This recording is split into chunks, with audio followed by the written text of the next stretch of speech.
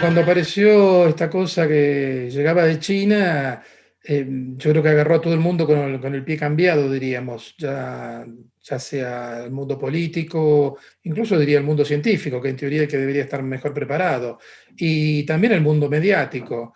Digamos que el hecho de que llegara algo tan inesperado, en cierto sentido, puso en crisis a diferentes enunciadores, dicho en términos discursivos, como que no se sabía mucho qué decir de frente a esto. Y ahí, bueno, yo creo que se produjo una explosión de discursos, ¿no? Porque había que darle un sentido a esto que llegaba. Y esto es una cuestión, digamos, es parte de la carrocería del ADN del Homo sapiens. Cuando pasa algo, nosotros generamos historias, unimos los puntos, generamos relatos. La epidemia COVID-19 se ha extendido a más de 100 Es países. cierta, con apenas unas pocas personas o autos en las El calles. coronavirus es el mayor reto para el mundo desde la Segunda Guerra Mundial. La reapertura de las... Por tanto, nos dirigimos a estudiantes sobre todo. No sean chinas, porque muchas veces prefieren, entre comillas, mucho. Iría como una cadena de... Bueno, Obviamente diferente. Claro que de forma totalmente... destino es la norma. Con la Declaratoria Internacional de Emergencia de Salud Pública emitida el 30 de enero de 2020 por la Organización Mundial de la Salud, los medios de comunicación comenzaron a promover la higiene de manos y otras medidas preventivas. Solo fue hasta el 11 de marzo del mismo año que la OMS declaró al COVID-19 como una pandemia mundial. A partir de esa fecha, los medios de comunicación iniciaron una campaña de información constante que derivó en compras de pánico, producto de la ansiedad de las personas, mismas que denunciaron la precariedad del sistema de salubridad en todos los países. Sin embargo, el ecosistema mediático mundial, al igual que el sistema de salud, no lucía preparado para una cobertura de este tipo. ¿Cómo se narró y se continúa narrando la pandemia desde las salas de redacción?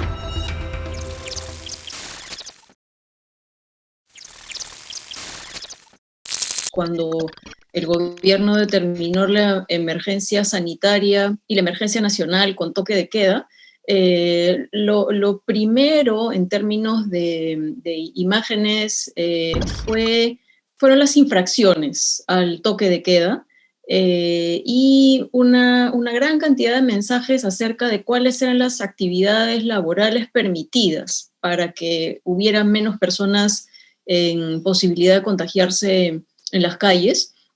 Y lo segundo que fue muy importante al inicio de la pandemia en Perú fueron las protestas del personal de salud que no tenía recursos ni condiciones para trabajar.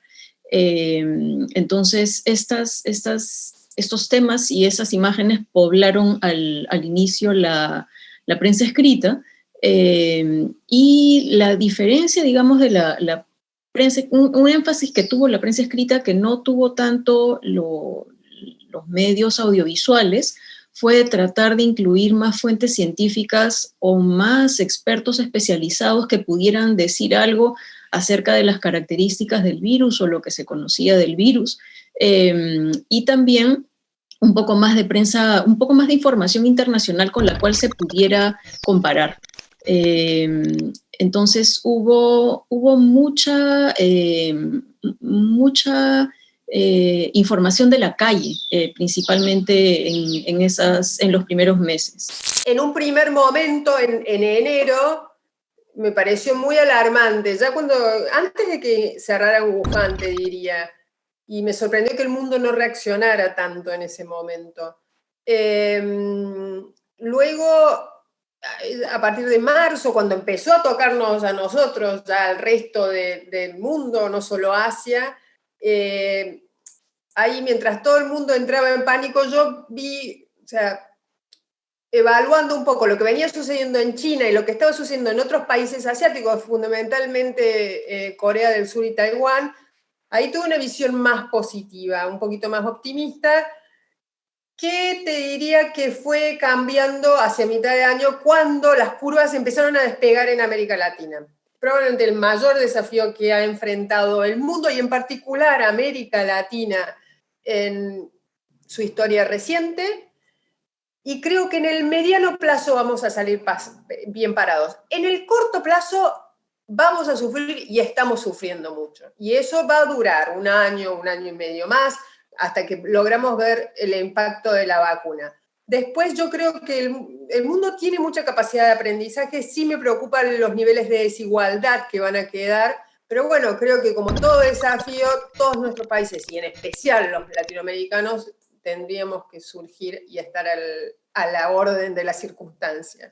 Cuando empezamos a tener los primeros contactos, sucedió en México algo tal vez peculiar, que es que los primeros contactos venían de personas que habían estado en el extranjero, y de manera muy particular se dio el caso de unas personas de un nivel socioeconómico muy alto que habían estado en una boda en una ciudad en Estados Unidos, la ciudad de Vail, que habían estado vacacionando en Vail, en Colorado, que es un lugar al que suele ir una buena parte de la clase alta mexicana a esquiar, ¿no?, de vacaciones, y regresando de Vail, algunos contagiados, después estuvieron en una boda, en donde también una boda de la clase alta de este país, y ahí hubo un contagiadero brutal. Incluso por ahí salieron algunas de las primeras personas que fallecieron por COVID en nuestro país. Entonces, de repente hubo como la tentación de enmarcar esto en una especie como de lucha de clases, ¿no? Como que los ricos habían importado el virus. Además, pensando un poco el momento que estamos viviendo en México con un gobierno que le gusta hablar siempre del pueblo y de los pobres y de los oprimidos versus, digamos, la mafia del poder, los conservadores, los neoliberales, etcétera. Entonces, de repente parecía como encajar, digamos, esta imagen. Pero, bueno, como sucede en todo, pues la realidad se impone y se impone bastante rápido, y empezamos a tener contagios también que venían del exterior, algunos de personas que venían de Europa, pero también, pues, migrantes, por ejemplo, que venían de regreso a México, o mexicanos que vivían en Estados Unidos, pero que venían de regreso a México, y que, bueno, pues ya estábamos hablando de contagios en otros niveles socioeconómicos. Entonces, yo diría, o sea, ¿cómo empieza a narrarse esto? Pues empieza a narrar, insisto, no desde la sorpresa, porque al final ya sabíamos que ahí venía, se le había dado una cobertura, me parece que bastante amplia, pero sí un poco bueno, ¿y ahora qué vamos a hacer nosotros? La forma en que la sociedad habla de una enfermedad infecciosa tiene consecuencias. La narrativa del brote, de un contagio en particular, afecta las vías de exposición, las tasas de infección, las opciones de mitigación y los impactos económicos.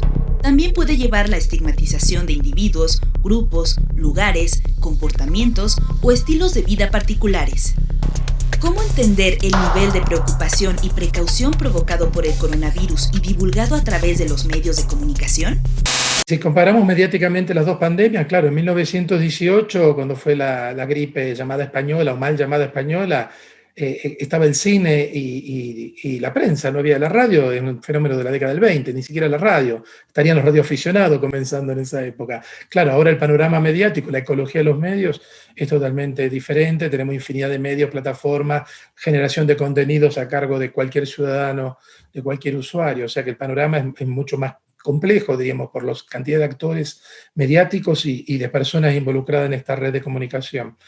Y yo creo que, bueno, de frente a este evento se empezaron a generar narrativas, o sea, cada uno adaptó, yo creo, su narrativa a lo que estaba pasando. Si tomamos el campo de las ciencias sociales, vemos que la gente que venía anunciando hace bastante el final del capitalismo, ¿no? Que ya se iba a caer el capitalismo por su propia dinámica, claro, el virus le vino genial, ¿no? A gente como el filósofo Zizek, ¿no? Que él ya venía anunciando, venía reflexionando y escribiendo, incluso de manera muy polémica, sobre el fin del capitalismo. Claro, uno de los primeros discursos, artículos que circuló apenas comenzó la cuarentena en marzo fue precisamente el de Zizek, hablando del fin del capitalismo, y él hablaba del inicio de un comunismo, ¿no? No tanto en el sentido de una revolución roja como la del 17, sino en el sentido que incluso actores neoliberales iban a terminar aceptando medidas que no eran liberales, por ejemplo, esto de dar una ayuda a un salario mínimo común. Pero yo creo que, bueno, como que cada uno relanzó su propio discurso en un intento de darle sentido a esto. Salieron varias publicaciones, incluso, bueno, en Argentina fue muy popular, que después se distribuyó en toda América Latina en las redes, que era la famosa Sopa de Wuhan, ¿no? Que era este libro de recopilación de científicos, filósofos, hablando del tema. Y yo creo que, bueno, cada uno, Paul Preciado, que es un investigador, un filósofo también, que venía trabajando temas de temas de género, temas de transgénero, el tema de la pornografía, también terminó hablando del virus y vinculándolo a un trabajo que le habían hecho sobre la revista Playboy, ¿no? Como que cada uno trató desde su lugar de enunciación de darle un sentido a esto.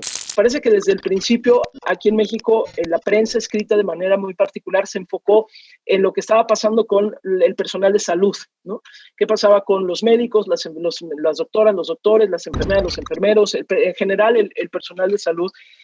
Quiénes eran, había suficiente, no había suficiente. Hubo un momento en donde se dijo desde el gobierno que había que contratar a un montón más de personal de salud. Entonces veíamos, por ejemplo, en los medios impresos, sobre todo, pues digamos, esta radiografía de cómo estaba el sistema de salud en nuestro país. Entonces ahí se empezó a hablar mucho de los hospitales, de las condiciones de trabajo, de las condiciones también de salud misma de la población, del personal de salud.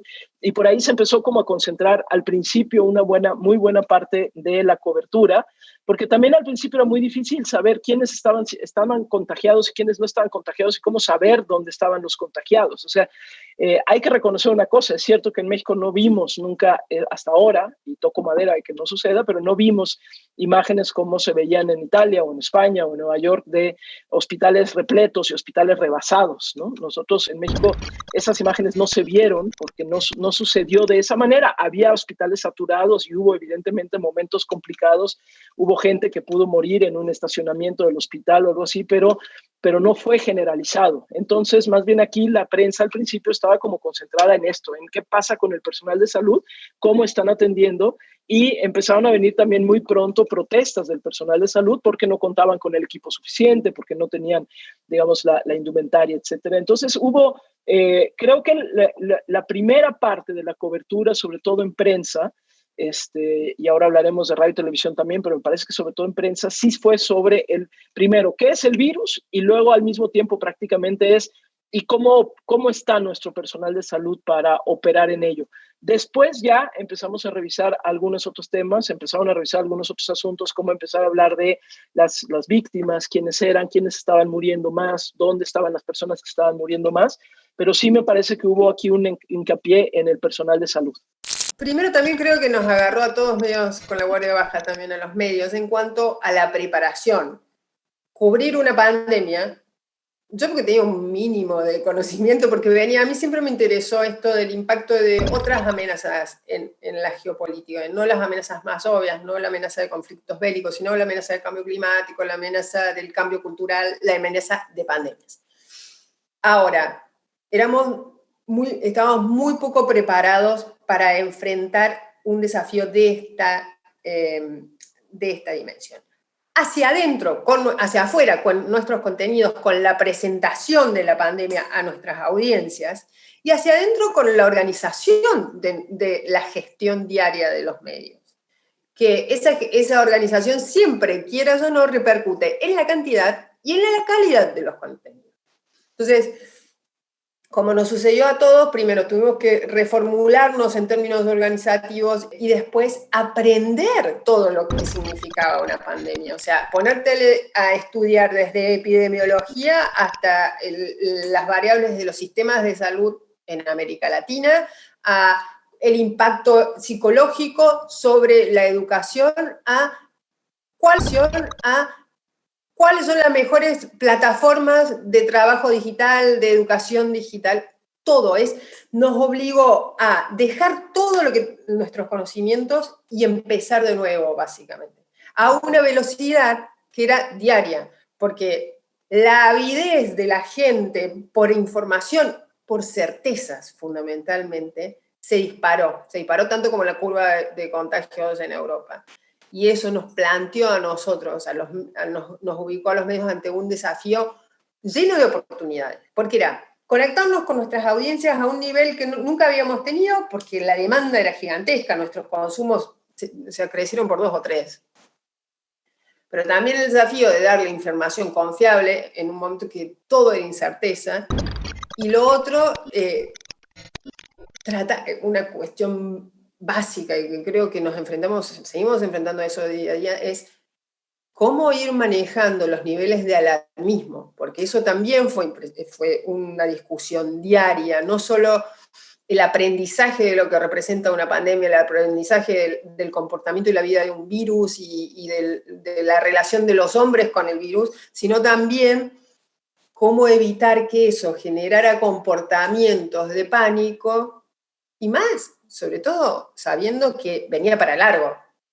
Y esos comportamientos de pánico repercuten, como ya lo hemos visto, en todos los ámbitos de la sociedad. Si comparo la prensa de referencia en papel con la prensa de referencia de otros países, posiblemente lo que diría es que la prensa en papel en Lima se redujo en cantidad de páginas, ¿no? O sea, el periódico se achicó. Yo llegué a comparar en algún momento, me parece que en mayo, un diario El Mercurio en papel con un diario El Comercio de Lima, y El Mercurio era como 3 veces en páginas, por lo tanto había 3 veces más información sobre la pandemia desde muchos otros aspectos que en el papel aquí en Lima no se estaban cubriendo. Entonces se notó también cómo la crisis económica había golpeado en términos publicitarios a los medios en papel, a la mayoría, ¿no? Algunos también tuvieron que votar personal. Hubo mucho despido de periodistas en los primeros meses de la pandemia y eso se reflejaba también. Quizá lo otro que valdría la pena comparar es en términos informativos, porque los temas han sido más o menos los mismos en todos los países, pero posiblemente la característica principal de la crudeza de las informaciones del Perú era lo que más la distinguía de otros países latinoamericanos y, por supuesto, diferenciado de España, porque el sistema de salud en el Perú estaba con los pantalones abajo, súper abajo, cuando llegó la pandemia. Había 200 camas de cuidados intensivos al inicio de la pandemia, algunos dicen que 100, y un medio digital especializado en salud al inicio de la pandemia informó que solamente teníamos 700 médicos para cuidados intensivos, y con esa cantidad de médicos no se podría afrontar una pandemia como se debía. Entonces, la crudeza de la crisis económica, la crudeza de las malas condiciones del sistema de salud, y todo este golpe que ha significado la pandemia en términos sociales y económicos y en golpear también al personal sanitario ha sido muy diferente si lo comparamos con otros países. Siempre que hay un brote, la gente tiende a acudir a los medios de comunicación en busca de información. Una cobertura de noticias variada es suficiente para que el público se sienta aturdido. Además, la difusión de noticias no científicas mediante plataformas de mensajería crean gran pánico. En esta pandemia, la información falsa y engañosa se propagó sin control mediante el uso de diferentes tipos de medios. ¿Será acaso que los medios de comunicación contribuyeron a la propagación del trastorno por estrés informativo? Yo creo que una de las cosas que se han hecho bien, diría que en radio y en la televisión de señal abierta ha habido un cierto esfuerzo de hacer que las características de la enfermedad estén al alcance de todos. No significa eso que todos hayan querido prestar atención, pero sí ha sido posible ver que ha habido esta especie de énfasis didáctico en algunos conductores de programas, dado que esta enfermedad tenía características que iban cambiando a lo largo del tiempo y todos los ciudadanos tenían derecho a saber estos cambios para estar mejor protegidos.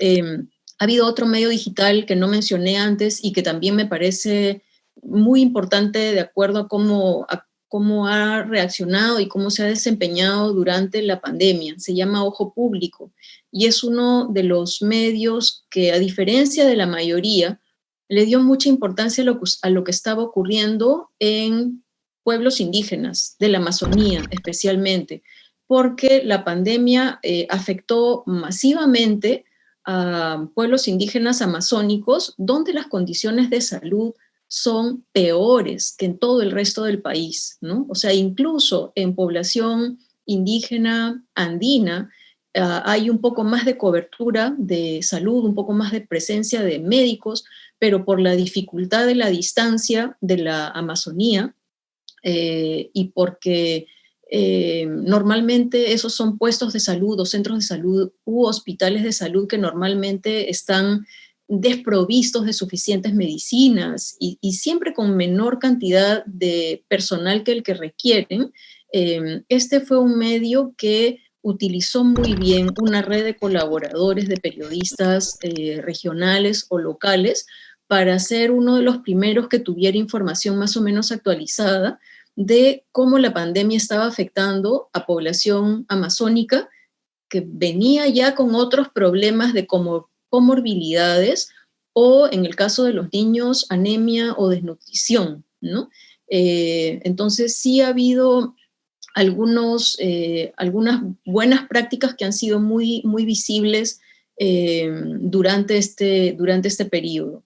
Lo otro que posiblemente, en términos generales, ¿qué cosas se podría mejorar?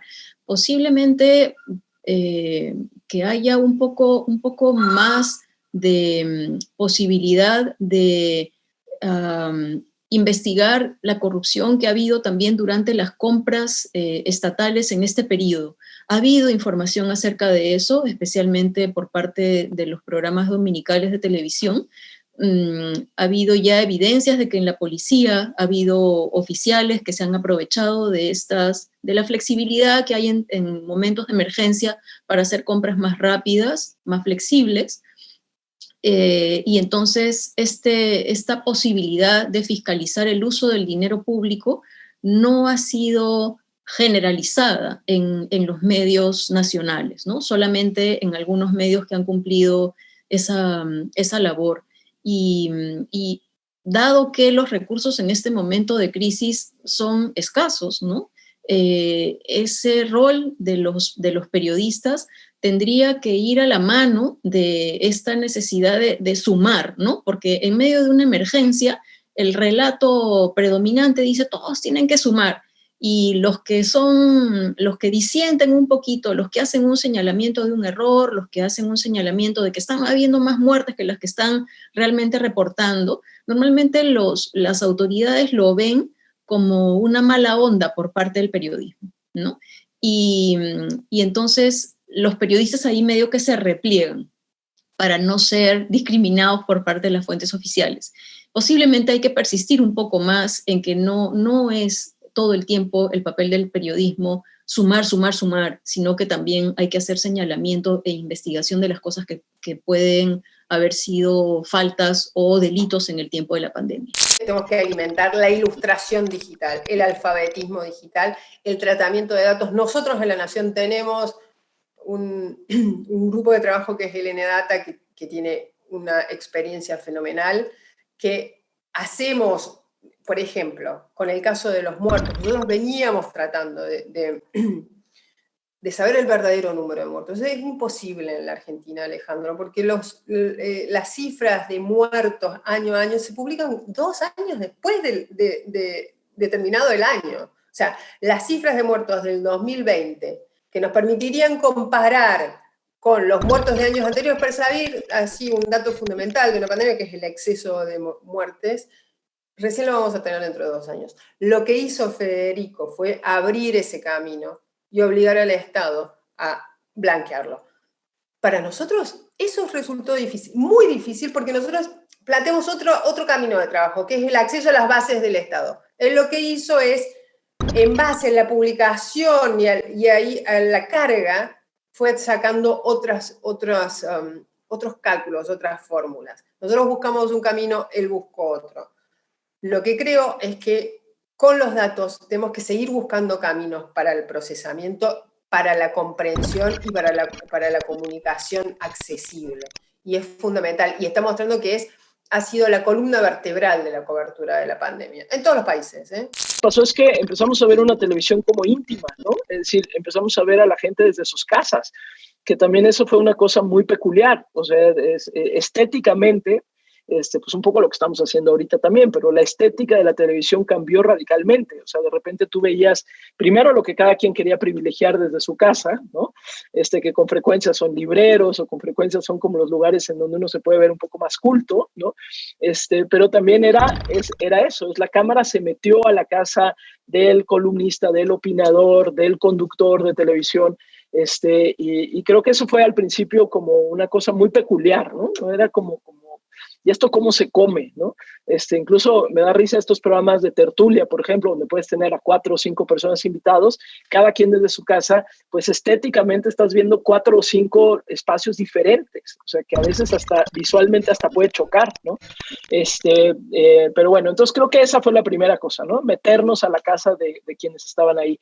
Y luego yo te diría más que, por ejemplo, esto así como animaciones espectaculares que sí han existido un poco, pero primero la televisora que suele hacer más esto, que es Televisión Azteca, pues estaba más en un plan de, pues esto no es tan grave, entonces pues tampoco le dedicaban tanto tiempo a hablar del COVID, ¿no? Ellos trataban más bien de mostrar que no es cierto, que la vida seguía y que había que hablar de otras cosas y que no había que hablar tanto de COVID. Y las otras televisoras, yo te diría que ahí sí empezamos a ver más reportajes de lo que es muy visuales, ahí sí con personal de campo, con reporteros, de lo que estaba pasando en algunos hospitales, cómo estaba la reconversión hospitalaria, qué estaba sucediendo, por ejemplo, en zonas alejadas del país, en la sierra, en zonas en donde de a poco fue llegando el virus y fue contagiando a la gente, y bueno, pues esto, cómo se estaban viviendo, qué pasaba con los médicos que van de un lugar al otro para tratar de atender a alguien. Entonces nos fuimos como muy a campo, ¿no? A tratar de entender lo que estaba sucediendo ahí, ¿no? Y decimos aquí en México como a nivel cancha. Y luego, bueno, también este es un país muy grande, entonces entender la diferencia de lo que podía estar sucediendo en un estado como Nuevo León, al norte del país, a diferencia de lo que puede estar sucediendo en Yucatán, al sur del país. Entonces son diferencias importantes. Y agrego a ello que también, como en muchos lugares, se politiza el tema del COVID, y hay estados gobernados por partidos de oposición al gobierno federal, uno de ellos Jalisco sin duda, pero otros más, que empezaron a tener su propio discurso, incluso un discurso de oposición francamente directo al gobierno federal. Esto ya desde hace un tiempo. Entonces, pues ahí también empezó a ver, digamos, como esta cobertura también más como hacia lo político, digamos, ¿no? Hacia la confrontación entre federal y los gobiernos de los estados, ¿no? Pero yo te diría, si yo me quedo con algo después de todo esto, va a ser que la televisión se metió a la casa de la gente. Yo creo que eso fue lo más interesante. Hay diferentes tipos de relatos que incluso emergieron ya desde el principio de la pandemia. Están los relatos que ven esto como la venganza de la Tierra, de Gaia, ¿no? El planeta que se venga de este Homo sapiens, que es una especie rebelde. Lo peor que le podía pasar a este planeta es el Homo sapiens, evidentemente, y que el planeta se venga, ¿no? Mandándonos estos anticuerpos, diríamos, para ponernos en caja, y esperemos que no sea para eliminarnos totalmente. A mí me sorprendió, por ejemplo, en este esquema que no hubiera tanto discurso religioso, porque esto, digamos, se lo dejaba servido a ciertos sectores para que hicieran un discurso religioso de que esto es un castigo divino, como pasó en todas las grandes pandemias en el último milenio.